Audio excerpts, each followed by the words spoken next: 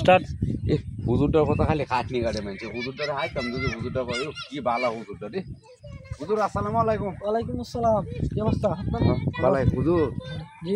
মানুষের সমালোচনা করে খারাপ, মানুষ তো বালা না হুজুর, খালি কইতে জানেন হুজুর এই সেই হল না দশটা হুজুর লুচ্চা গুন্ডা ইতা খালি আপনারা বদলায় তো হুজুর।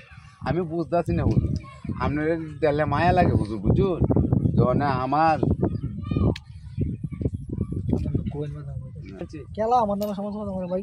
মানুষে যে যে দেহার এটা করে আর কি, এটা লেগে আমার মনে হয় যে খুব আর কি আমি যে হুজুর আইলে দু এক কথা কই এমনি। এখন তো ওরা তো আমার বন্ধু, কারণ যারা আমার পিছনে সমালোচনা করে তারা হচ্ছে কি জানো, যে তারা আমার পাপগুলা তাদের কাঁধে নিচ্ছে আর তাদের নেকগুলো আমার আমার নামে আসতেছে।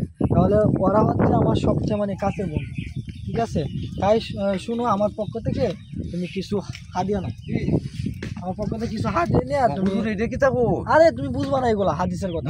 তুমি আমার পক্ষ থেকে হাদিয়া নিয়ে টিয়া দিতা তুই না মিষ্টি খাওয়াইতা। তুমি মিষ্টি খাওয়াবা। আমনের কষ্ট লাগে না, আমার কষ্ট লাগে যে আমনের আমার খুব ভালো লাগতেছে। কি সব হুজুর তো মহান হুজুর।